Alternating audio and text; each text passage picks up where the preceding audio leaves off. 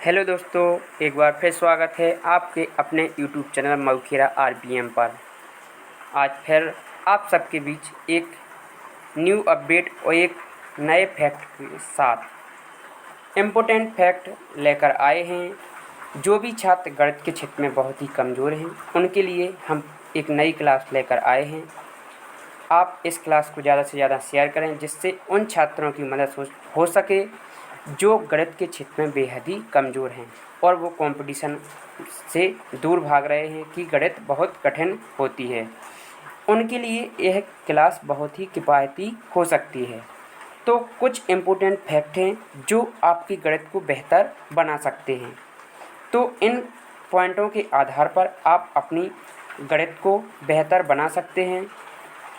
तो basic point क्या हैं, आज हम उनके बारे में बात करने वाले हैं।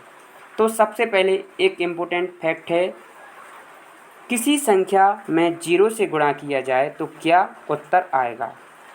इस पे बात कर लेते हैं। a into 0, b into 0 equal 0, 0 into C equal 0। आप देख रहे हैं इनके गुणा करने पर हमेशा 0 ही आता है। 2 into 0, 2 into 0 equal 0, 3 into 0 equal 0, 6 into 0 into 4 equal 0। यानी किसी भी संख्या से अनेकों संख्या में अगर गुणा में बीच में 0 है तो उसका आंसर 0 ही आता है। इस पॉइंट को आपको बेहद याद रखना है। दूसरा पॉइंट है, किसी संख्या में 0 से भाग दिया जाए तो क्या उत्तर आएगा। इसका उत्तर आपको मिलने वाला है अनंत, infinity. a/0 infinity, b/0 infinity, c/0 infinity. इस प्रकार आप किसी भी संख्या में अगर 0 से भाग देते हैं तो आपको अनंत प्राप्त होता है। 2/0 अनंत, 4/0 इन्फिनिटी, 5/0 इन्फिनिटी। यानी किसी भी संख्या में आप भाग देंगे तो आपको अनंत ही प्राप्त होगा। अब बात करते हैं तीसरे पॉइंट की, जो भी बहुत ही ज़रूरी है। किसी संख्या से शून्य में भाग दिया जाए तो भागफल शून्य प्राप्त होता है।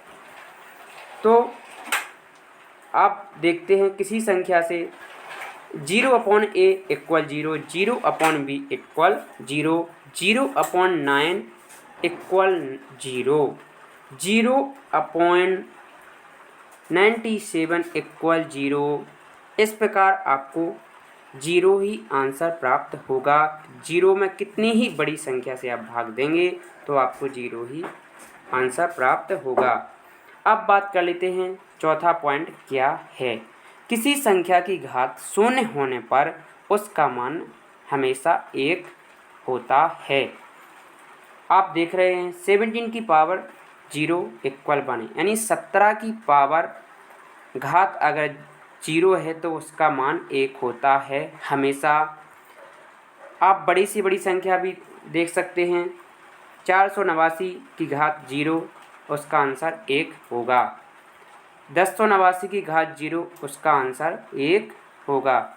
इस प्रकार ये पॉइंट आपको परीक्षा के लिए बेहद ज़रूरी है। IMP इसको लगा सकते हैं, इसको हमेशा याद रखें। पांचवा पॉइंट है, किसी संख्या में स्वयं से भाग देने पर भागफल 1 प्राप्त होता है। आप देखेंगे a/a इक्वल 1, b/b इक्वल 1, 489/489 1 होता है, 988/988 इक्वल 1। मतलब समान संख्या से समान संख्या कट जाती है। छठवां पॉइंट है, धनात्मक संख्या सदैव जुड़ती हैं, चिन्ह सदैव धन का आता है। 2 + 5 यानी 2 + 5 = 7, 4 + 2 = 6, यानी धनात्मक संख्या हमेशा जुड़ती हैं। सातवां पॉइंट है, धनात्मक एवं ऋणात्मक संख्याएं सदैव आपस में घट जाती हैं और चिन्ह बड़ी संख्या का आता है। अब बात कर लेते हैं कैसे पता चलेगा कि बड़ी संख्या कौन सी है और चिन्ह किस संख्या का आएगा।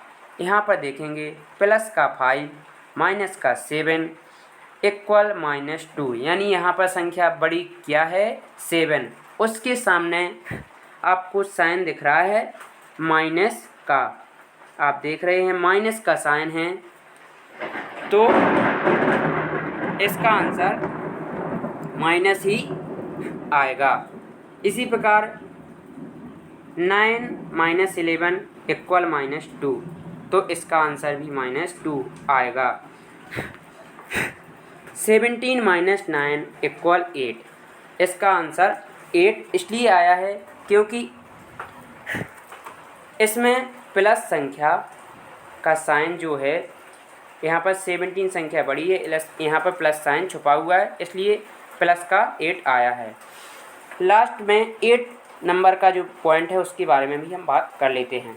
ऋणात्मक संख्याएं सदैव आपस में जुड़ जाती हैं, सदैव आपस में जुड़ जाती हैं। -4 - 5 इक्वल 9, लेकिन साइन हमेशा ऋण का रहता है, ऋण का रहता है। इसको आपको बहुत ही ध्यान रखना होगा।